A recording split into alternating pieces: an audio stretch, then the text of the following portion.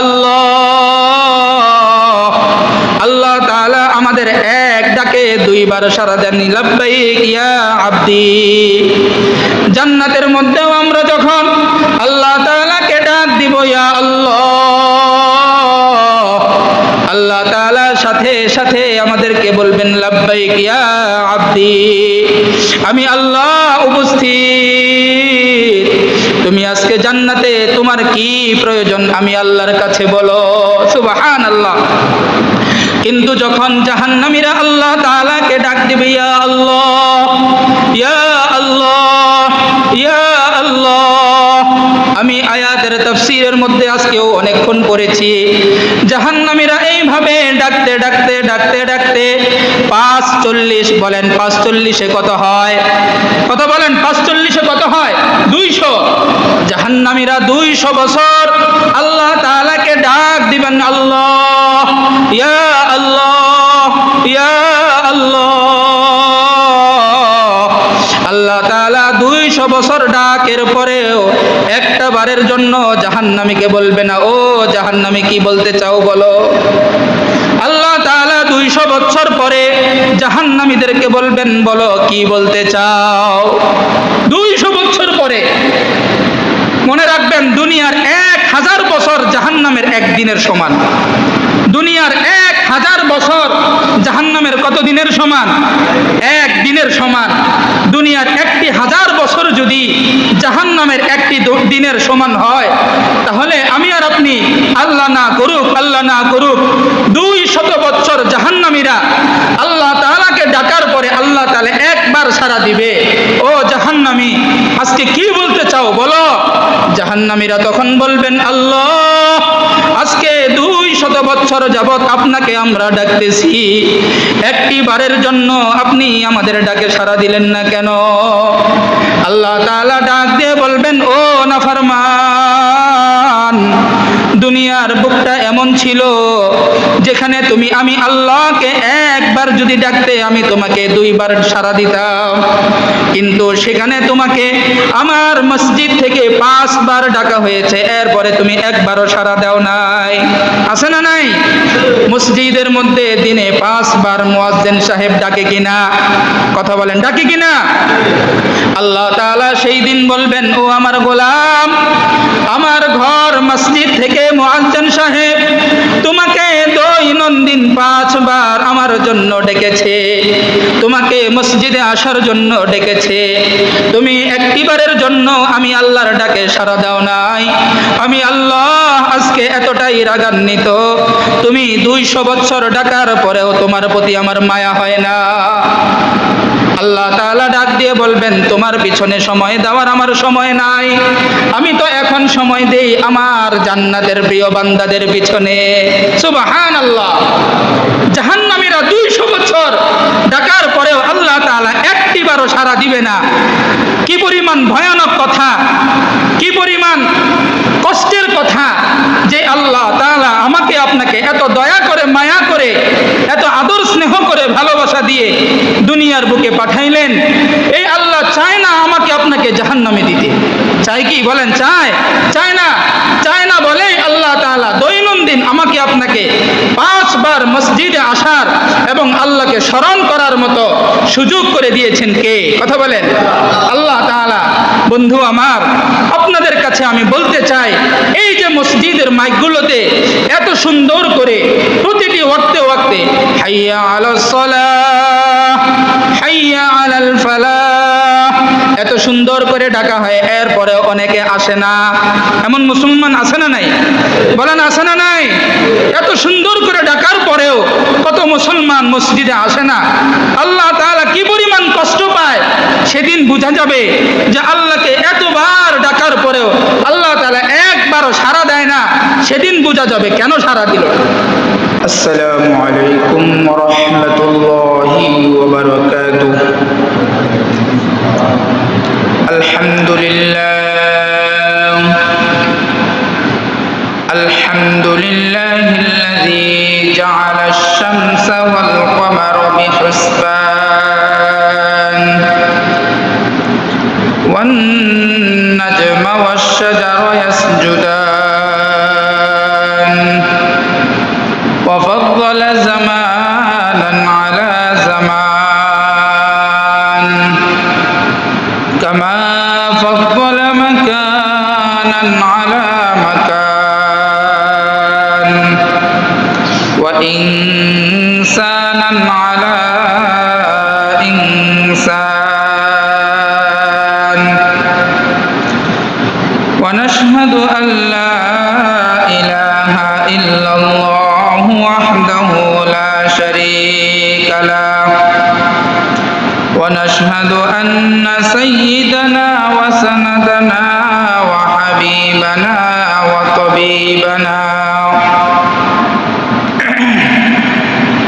وطبيب قلوبنا ومولانا محمدا عبده ورسوله صلى الله تعالى عليه وعلى آله وأصحابه وبارك وسلم تسليما كثيرا أما بعد فقد قال الله تعالى في شان كلامه المجيد وفي فرقانه الحميد أعوذ بالله من الشيطان الرجيم بسم الله الرحمن الرحيم قل للمؤمنين يغضوا من أبصارهم ويحفظوا فروجهم ذلك أزكى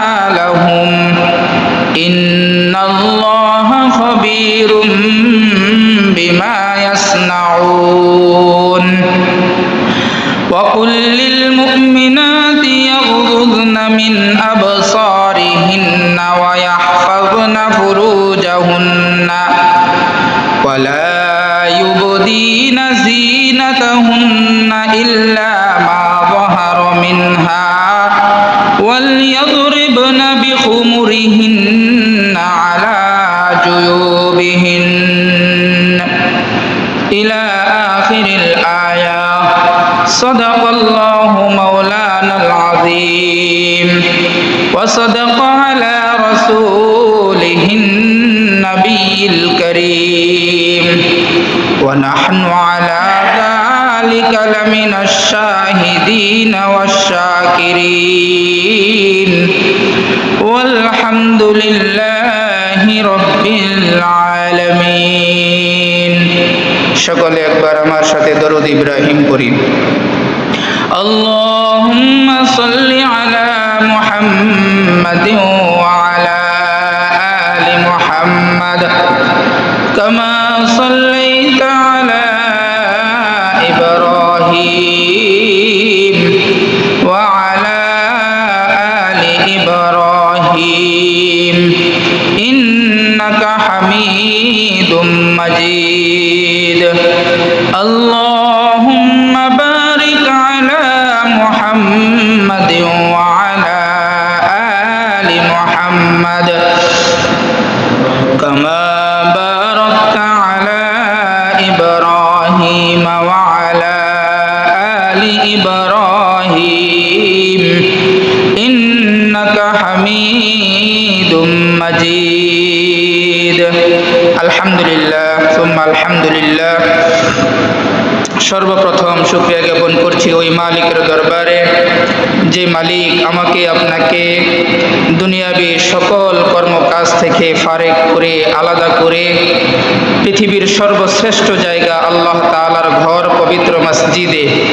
জুমার নামাজ আদায় করার উদ্দেশ্যে ঘর থেকে আগে আগে বের হয়ে আল্লাহ রাব্বুল আলামিনের পবিত্র ঘর মসজিদে আসার এবং নামাজের পূর্বে কোরআন থেকে কিছু আলোচনা বলবার এবং শ্রবণ করার মতো তৌফিক যে মালিক আমাকে আপনাকে দান করেছেন, ওই মালিকের দরবারে জবান খুলে অন্তরের অন্তঃস্থল থেকে একবার সকলে কালিমাতুশ শুকর আদায় করছি, আলহামদুলিল্লাহ। আল্লাহ রাব্বুল আলামিন অতি দয়া করে মায়া করে আমাকে আপনাকে দুনিয়ার বুকে পাঠিয়েছেন। আল্লাহ তাআলা কতটা দয়ালু, কতটা মেহেরবান, এটা আমরা দুনিয়ার বুকে কিছুক্ষণ পর্যবেক্ষণ করলেই অনুধাবন করতে পারি। দুনিয়ার বুকে হাজারো এমন আল্লাহ তাআলার বান্দা বান্দি আছেন যারা সারাটা দিন, দিনে রাতে 24টি ঘন্টায় একটি সময়ও আল্লাহর নামটা পর্যন্ত জবান দিয়ে জপে না। এরপরেও আল্লাহ তাআলা তাকে খাওয়ায়, লালন পালন করে। কথা বলুন ঠিক কিনা? শুধু একদিন 24 ঘন্টা নয়, 2 দিন 3 দিন, পুরা সপ্তাহ জুড়েও আল্লাহ তাআলার কোনো ইবাদতের মধ্যে আসে না, আল্লাহ তাআলাকে স্মরণও করে না। এইরকম অনেক নাফরমান বান্দাকেও খাওয়ায় কে? কথা বলেন, খাওয়ায় কে? আল্লাহ তাআলা। এই জন্য বোঝা যায় আল্লাহ তাআলা অতি মেহেরবান, অতি দয়ালু। কথা বলুন ঠিক কিনা? আল্লাহ রাব্বুল আলামিন আমাদেরকে দুনিয়ার বুকে পাঠিয়েছেন অনেকগুলো বিধিবিধান দিয়ে। এমনি এমনি পাঠায় নাই যে বান্দা তোমাকে আমি দুনিয়ায় এমনি এমনি পাঠাইলাম, তুমি কিছুদিন খাও দাও, মাস্তি করো, ফুর্তি করো, আবার দুনিয়া থেকে আমার কাছে আসতে হবে। কোনো হিসাব নাই, কোনো নিকাশ নাই, কোনো কিছুই হবে না। বিষয়টি কি এমন? নাকি বান্দা আমি তোমাকে যে দুনিয়ায় পাঠিয়েছি, আবার যে তোমাকে আমার কাছে ফিরে আসতে হবে, একদিন আমার আদালতে কাঠগড়ায় তোমাকে দাঁড়াতে হবে, সেদিন তোমার প্রতিটি সেকেন্ডের হিসাব আমার কাছে দিতে হবে। এই কথা বলেছেন কে? কথা বলেন, কথা বলেছেন কে? আমরা সকলেই কম বেশি জানি যে এমন একটি দিন কায়েম হবে, এমন একটি সময় আমার আপনার জীবনে আসবে, যেদিন আমাকে সত্যের উপরে আমার সঠিক বিচার হবে। ঠিক কিনা? আজকের বর্তমান যুগে অনেক সত্যকে ধামাচাপা দিয়ে মিথ্যাকে সামনে রাখা হয়। সত্যকে ধামাচাপা দিয়ে মিথ্যার আশ্রয় নিয়ে মানুষ বুক ফুলে দুনিয়ার বুকে চলে। এমনও অনেক নজির দুনিয়ার বুকে বর্তমান সময়ে হয়। কিন্তু এমন একটি দিন আসবে, আখিরাত কায়েম হবে, পরকাল কায়েম হবে, হাসর কায়েম হবে, সেদিন আমি আপনি চাইলেও মিথ্যার আশ্রয় নেওয়া যাবে না। যাবে কি? যাবে না। এই জন্য আমার আপনাকে দুনিয়ার বুকে থাকতেই পরকালের জগতে কিভাবে আমার আপনার জন্য শান্তি হবে, কবরের জগতে কিভাবে আমার আপনার শান্তি হবে, হাসরের ময়দানে কিভাবে আল্লাহ তাআলার কাঠগড়ায়, জাহান্নামের কাঠগড়ায় না দাঁড়িয়ে জান্নাতে চলে যেতে পারবো, এই ফিকির আমাকে আপনাকে দুনিয়ার বুকেই করতে হবে। ঠিক কি না? যাহা হোক, আমি আপনাদের সামনে মহাগ্রন্থ আল কোরআনুল কারীমের সূরাতুন নূর 18 নম্বর পারায়, সূরাতুন নূর, এই সূরাতুন নূরের 31 নম্বর এবং 32 নম্বর আয়াত, 30 নম্বর এবং 31 নম্বর আয়াতে কারিমা এক অংশ আমি তেলাওয়াত করেছি। আল্লাহ রাব্বুল আলামিন চাহে তো আজকের জুমায় যতটুকু সম্ভব এই আয়াতের আঙ্গিকে কিছুক্ষণ আপনাদের সামনে তাফসীর করার চেষ্টা করব ইনশাআল্লাহ। ওয়া মা তাওফীকি ইল্লা বিল্লাহ। আল্লাহ রাব্বুল আলামিন সূরাতুন নূরের 30 নম্বর আয়াতে মুমিনদেরকে ডাক দিয়েছেন। কাদেরকে ডাক দিয়েছেন? কথা বলেন, কাদেরকে ডাক দিয়েছেন? মুমিন। মুমিন কারা? যাদের অন্তরে ঈমান আছে। যাদের অন্তরে কি আছে? ঈমান আছে। আমরা এখানে যারা আসছি, যারা বসছি, আমাদের সকলের অন্তরে ঈমান আছে না নাই? ঈমান কার উপর? আল্লাহ তাআলার উপর, নবী পয়গম্বরের উপর, ফেরেশতাদের উপর, মৃত্যুর পর পুনরায় আল্লাহ তাআলার কাছে ফিরে যেতে হবে, কাল কিয়ামতের দিনের উপর। কথা বলুন ঠিক কিনা? সকল বিষয়ের উপর আমরা কি করেছি? ঈমান এনেছি। আল্লাহ তাআলা কোরআনের কিছু কিছু জায়গায় সরাসরি ঈমানদারদেরকে ডাক দিয়েছেন। সুবহানাল্লাহ। কিভাবে? আল্লাহ তাআলা বলেছেন, ইয়া আইয়ুহাল্লাযীনা আমানু। সুবহানাল্লাহ। আল্লাহ তাআলা বলেন, ও আমার ঈমানওয়ালা বান্দা। কি সুন্দরভাবে আল্লাহ তাআলা ডাক দিয়েছেন, ও আমার ঈমানওয়ালা বান্দা। আবার কিছু কিছু জায়গায় আল্লাহ তাআলা সরাসরি ডাক দেয় নাই, আল্লাহ তাআলার বন্ধু নবী পয়গম্বরকে দিয়ে ডাক দিয়েছেন। সুবহানাল্লাহ। নবী পয়গম্বরকে বলেছেন, বন্ধু আপনি আপনার উম্মতকে বলে দেন, বন্ধু আপনি আমার উপর যারা ঈমান এনেছে এমন উম্মতদেরকে আপনি বলে দেন। সুবহানাল্লাহ। এই যে আয়াত আপনাদের সামনে আমি তেলাওয়াত করেছি, আল্লাহ রাব্বুল আলামিন এই আয়াতের মধ্যে নবীকে সম্বোধন করে, আমাদেরকে উদ্দেশ্য করে নবীকে বলতে বলেছেন, বন্ধু আমার। উল, আল্লাহ তাআলা নবীকে সরাসরি বলতেছেন উল। সূরাতুন নূরের 30 নম্বর আয়াতে আল্লাহ রাব্বুল আলামিন বলতেছেন, কুল্লিল মুমিনিন, ও আমার বন্ধু আপনি মুমিনদেরকে বলে দিন। কুল্লিল মুমিনিন, এখানে আল্লাহ তাআলা ইয়া আইয়ুহাল্লাযীনা আমানু বলেন নাই, সরাসরি আল্লাহ তাআলা ঈমানদারদেরকে ডাক দেয় নাই, বরং আল্লাহ নবীকে আদেশ করতেছেন আপনি ঈমানদারদেরকে বলে দিন। কি বলতেছেন? আপনি ঈমানদারদেরকে কি করেন? বলে দেন। কি বলবেন? দেখেন, কুল্লিল মুমিনিনা ইয়াগুযু মিন আবসারিহিম ওয়া ইয়াহফাযু ফুরুজাহুম। আল্লাহ রাব্বুল আলামিন মুমিনদের উদ্দেশ্যে এই আয়াতের মধ্যে দুইটা আদেশ করেছেন। কয়টি আদেশ? দুইটি আদেশ করেছেন। আল্লাহ রাব্বুল আলামিন তার প্রিয় বন্ধু নবী পয়গম্বরকে ডাক দিয়ে বলেন, বন্ধু আপনি আপনার উম্মতদেরকে বড় ভালোবাসেন, আমি আল্লাহ, আমি আমার বান্দা বান্দীদেরকে অনেক ভালোবাসি, কিন্তু আজকে আমি আল্লাহ আমার ভালোবাসার বান্দা বান্দীদের জন্য এমন দুইটি আদেশ করতেছি, যেই দুইটি আদেশ আমি লজ্জার কারণে সরাসরি ডাক দিতে পারতেছি না। আমি আল্লাহ আপনার মাধ্যমে আমার বান্দাদেরকে জানিয়ে দিতে চাই। সুবহানাল্লাহ। কেমন দুইটি আদেশ? খুব মনোযোগ দিয়ে শ্রবণ করবেন নি আপনারা। এক নম্বরে আল্লাহ রাব্বুল আলামিন বলেন, কুল্লিল মুমিনিন, ও ঈমানদার বান্দা বান্দিরা মনোযোগ দিয়ে শ্রবণ করো, ইয়াগুযু মিন আবসারিহিম। এক নাম্বার তোমাদের জন্য আমি আল্লাহর পক্ষ থেকে আদেশ হলো, তোমরা তোমাদের দৃষ্টিকে, তোমরা তোমাদের চক্ষুকে অবনত করো। সুবহানাল্লাহ। কুল্লিল মুমিনিন, আল্লাহ তাআলা ডাক দিয়ে বলেন, বান্দা ও আমার বন্ধু আপনি আপনার ঈমানওয়ালা উম্মতদেরকে জানিয়ে দেন, ইয়াগুযু মিন আবসারিহিম, আপনার ঈমানওয়ালা বান্দা বান্দিরা যেন তাদের চক্ষুকে হেফাজত করে। কি হেফাজত করে? চক্ষুকে হেফাজত করে। কারণ চোখ এটা এমন এক অঙ্গ, যেই অঙ্গের মাধ্যমে আমাদের অজস্র গুনাহ হয়ে যায়। কথা বলুন ঠিক কিনা? চক্ষু এমন একটা অঙ্গ, যেই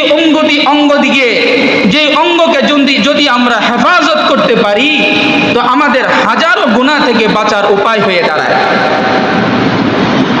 স্বাভাবিকভাবে আপনাদের কাছে একটা প্রশ্ন রাখি, এই যে আমাদের দেশে অনেক সময় সোশ্যাল মিডিয়ায়, পত্র পত্রিকায় আমরা শুনি, দেখি যে বিভিন্ন জায়গায় র্যাপিং হয়েছে, ইপটিজিং করা হচ্ছে, ধর্ষণ হয়েছে। বলেন তো এমন কোন নিউজ বা কিংবা পত্র পত্রিকায় আপনারা সংবাদ দেখেছেন কিংবা শুনেছেন কি, যে কোনো অন্ধ ব্যক্তি, যে ব্যক্তি চোখে দেখে না, এমন কোনো অন্ধ ব্যক্তি, কোনো সুন্দরী রমণী নারী নয়, কোনো কালো কুৎসিত মেয়েকেও ইপটিজিং করেছে, এমন কোনো নিউজ আজ পর্যন্ত দেখেছেন? কারণ তার চক্ষু হেফাজত, সে চোখ দ্বারা দুনিয়ার সৌন্দর্য, দুনিয়ার নাজ নিয়ামত, অসৌন্দর্য কোনো কিছুই সে দেখে না। এই জন্য তার সামনে কোনটা সুন্দর, কোনটা অসুন্দর, কোনটা ভালো কিংবা কোনটা মন্দ, এটা সে জাস্টিফাই করতে পারে না। এই জন্য তার থেকে অনেক গুনাহ, তার দ্বারা অনেক গুনাহ থেকে থেকে হেফাজত হওয়া সম্ভব হয়, ঠিক কি না? এই জন্যই আল্লাহ রাব্বুল আলামিন এক নম্বরেই বলেছেন ইয়াগুযু মিন আবসারিহিম, ও আমার গোলাম তোমরা তোমাদের চক্ষুকে হেফাজত করো, তোমরা তোমাদের চক্ষুকে হেফাজত করো। চক্ষুর হেফাজত মানে কি? আল্লাহ তাআলা যে আমাদেরকে চোখের হেফাজত করতে বলেছেন, চোখের হেফাজতের অর্থ কি? চোখের হেফাজতের অর্থ হলো তুমি তোমার চোখের পর্দা করো। তুমি তোমার চোখের কি করো? পর্দা করো। তুমি বেগানা মহিলাদের দিকে তাকিও না। তুমি তোমার চক্ষু দিয়ে অন্যায় যেই সমস্ত বিষয়, অন্যায়, ব্যভিচার, জুলুম, অত্যাচার যেগুলো আল্লাহ তাআলা নিষেধ করেছেন, এমন বস্তু তুমি তোমার চক্ষু দ্বারা দেখিও না। আদেশ কার? কথা বলেন, আদেশ কার? এই জন্যই লক্ষ্য করবেন আল্লাহ রাব্বুল আলামিন আমাদের গোটা মানব দেহের মধ্যে যতগুলো অঙ্গ প্রত্যঙ্গ দান করেছেন, সকল অঙ্গ প্রত্যঙ্গ ঢাকার জন্য আমাদের কাপড় ব্যবহার করতে হয়, ঠিক কি না? কিন্তু এই চক্ষু নামক এই পর্দা, চক্ষু নামক এই অঙ্গটা আল্লাহ তাআলা আমাদেরকে এমন ভাবে দান করেছেন, চোখের পর্দাটা আল্লাহ তাআলা নিজেই কুদরতিভাবে দান করেছেন। সুবহানাল্লাহ। এটা কেমন পর্দা? চোখের পর্দাটা কেমন পর্দা? এটা আমরা দৈনিক আমার আপনার জন্মের পর থেকে আজ পর্যন্ত কে কতবার লাগাইছি, কে কতবার খুলেছি, এর কোনো গণনা আছে? কথা বলেন, গণনা আছে? দুনিয়ার আপনার ঘরের শাটার, আপনার দোকানের শাটার, যত কিছুই আপনি বানান, যত মজবুত করে বানান, এটা দেখবেন ব্যবহার করতে করতে করতে করতে একটি সময় এটা মরিচা ধরে যায়, নষ্ট হয়ে যায়, বেয়ারিং ছুটে যায়, বিভিন্নভাবে এটাকে আবার রিপেয়ারিং করতে হয়, ঠিক কি না? কিন্তু আল্লাহ তাআলা আমার আপনার চোখের উপরে এমন একটা সুন্দর অটোমেটিক শাটার লাগিয়ে দিয়েছেন, বছরকে বছর এটা ব্যবহার করার পরেও এটার বেয়ারিং নষ্ট হয় না, এটাতে মোবিল দিতে হয় না, এটার প্রতি কোনো রিপেয়ারিং কাজ করতে হয় না। হাজার লক্ষ কোটি বার এটা বন্ধ খোলার পরেও এর মধ্যে কোনো এক ফোঁটা বিন্দু পরিমাণ ক্ষতও হয় না। সব কিছুর সিস্টেম করে দিয়েছেন কে? কথা বলেন, সিস্টেম করে দিয়েছেন কে? আল্লাহ তাআলা। আল্লাহ তাআলা বুঝাইতে চাচ্ছেন কেমন যেন, বান্দা আমি তোমাকে যে চোখের উপরে যে শাটারটা লাগিয়ে দিছি, এটা মূল উদ্দেশ্য হলো তুমি তোমার শাটারটাকে যথা জায়গায় ব্যবহার করে তোমার চক্ষুকে হেফাজত করো। তোমার চক্ষুকে কি করো? হেফাজত করো। কারণ তোমার সামনে অনেক সময় তোমার না চাহিদেই তোমার সামনে বেগানা নারী চলে আসবে, তোমার সামনে তোমার যাদের সাথে দেখা করা নাজায়েজ, হারাম এমন মহিলাও তোমার সামনে চলে আসবে। এই মহিলা আসার সময় তোমাকে যেন ঘুরতে না হয়, ফিরতে না হয়, এদিকে ঘুরে যেন না দাঁড়াতে না হয়, এই জন্য আমি তোকে তোমার চোখের উপর এমন একটা শাটার লাগিয়ে দিছি, শুধু সেটা নামিয়ে দিলেই তোমার চোখের হেফাজত হয়ে যাবে। সুবহানাল্লাহ, সুবহানাল্লাহ। এই জন্যই আল্লাহ তাআলা প্রথম শর্তটাই দিলেন ঈমানদারদের জন্য, কুল্লিল মুমিনিনা ইয়াগুযু মিন আবসারিহিম। ও আমার বন্ধু, আপনি আপনার ঈমানওয়ালা বান্দা বান্দীদেরকে জানিয়ে দেন তারা যেন তাদের চোখের হেফাজত করে। এক নম্বর শর্ত এটা ঈমানদারদের জন্য। দুই নম্বরে আল্লাহ তাআলা বলেন ওয়া ইয়াহফাযনা ফুরুজাহুম, তারা যেন তাদের লজ্জা স্থানকেও হেফাজত করে। সুবহানাল্লাহ। এক নম্বর হেফাজত হলো চোখের হেফাজত, দুই নম্বর হেফাজত হলো লজ্জাস্থানের হেফাজত। আজকের বর্তমান বাংলাদেশে নয়, শুধু গোটা বিশ্ব জুড়ে এই দুইটি অঙ্গের গুনাহ সবচাইতে বেশি। কথা বলেন, চোখের গুনাহ আর লজ্জাস্থানের গুনাহ আমাদের দেশে নয়, শুধু গোটা পৃথিবী জুড়ে এই দুইটি অঙ্গের গুনাহ সবচাইতে কি বেশি। কিন্তু আল্লাহ তাআলা এখানে লজ্জাস্থানের আগে চোখের কথা কেন বললেন? তাফসীরের মধ্যে আছে, তাফসীরে মাআরিফুল কোরআনের মধ্যে খুব সুন্দরভাবে বলছেন যে লজ্জাস্থানের আগে চোখের কথা আল্লাহ তাআলা এই জন্যই বলেছেন, যে ব্যক্তি চোখের হেফাজত করতে পারবে, যে ব্যক্তি চোখের হেফাজত করতে পারবে, যে ব্যক্তি চোখের হেফাজত করতে পারবে, কেমন যেন অটোমেটিক আল্লাহ তাআলা তাকে লজ্জাস্থানের হেফাজত করে দিবে। সুবহানাল্লাহ। কারণ আমাদের লজ্জাস্থান কখন জিনায় কিংবা ব্যভিচারে লিপ্ত হয়? যখন আমরা আমাদের চক্ষু দিয়ে জিনা করি। আমরা যখন আমাদের চোখের দ্বারা গুনাহ করি, এই চোখের গুনাহটা আমাদের মেধার মধ্যে অনেক কিছু নানানভাবে শয়তান অনেক অপকর্ম চিন্তা ভাবনা আমাদের কলবের মধ্যে মেধার মধ্যে ঘুরায়, ঠিক কিনা? ঘুরাইতে ঘুরাইতে এক পর্যায়ে আমাদের ওই লজ্জাস্থানের অঙ্গটাকেও এইরকম অন্যায় ব্যভিচার কাজে লিপ্ত করে। কথা বলুন, ঠিক কিনা? এই জন্যই আল্লাহ তাআলা সর্বপ্রথম মুমিনদের জন্য যে শর্তটা দিয়েছেন, সেই শর্তটা হলো বান্দা তুমি তোমার চোখের হেফাজত করো। এরপরে 2 নম্বর হলো ওয়াহফালনা ফুরুজাহুন্না, তুমি তোমার লজ্জাস্থানের হেফাজত করো। আদেশ কার? কথা বলেন, আদেশ কার? কয়টি জিনিসের কথা এখানে? 2টি জিনিসের কথা। প্রশ্ন হলো, শুরুতেই বলেছি আল্লাহ রাব্বুল আলামিন অনেক জায়গায় বান্দা বান্দীদেরকে সরাসরি ঈমানদার বলে ডাক দিয়েছেন, কিন্তু আল্লাহ তাআলা এখানে সরাসরি ডাক না দিয়ে ইয়া আইয়ুহাল্লাযীনা আমানু না বলে বন্ধুকে মাধ্যম বানিয়ে কুল্লিল মুমিনিন, বন্ধু আমার আপনি বলে দিন মুমিনদেরকে। আল্লাহ সরাসরি না বলে আল্লাহর বন্ধু নবী পয়গম্বরকে দিয়ে কেন বলাইলেন? তাফসীরের মধ্যে আসছে এটার ব্যাখ্যা যে কেমন যেন পর্দা করা এবং চক্ষুকে হেফাজত করা, চোখের ব্যভিচার করা, লজ্জাস্থান দ্বারা কোনো জিনার মাধ্যমে ব্যভিচার করা, এটা এমন এক কথা যেটা আল্লাহ তাআলা বলতেও শরম পায়। এই জন্য আল্লাহ তাআলা তার বন্ধু নবী পয়গম্বরকে দিয়ে বলিয়েছেন। সুবহানাল্লাহ। আমরা অনেক সময় দেখবেন বাবা তার সন্তানের অনেক ব্যভিচার দেখার পরেও বাবা সরাসরি সন্তানকে বলতে পারে না। যেমন কথার কথা, সন্তান সিগারেট খায়, ধূমপান করে, বাবা অগোচর থেকে দেখে ফেলেছে, বাবা সন্তানকে বলবে শরম পায়, লজ্জা পায়।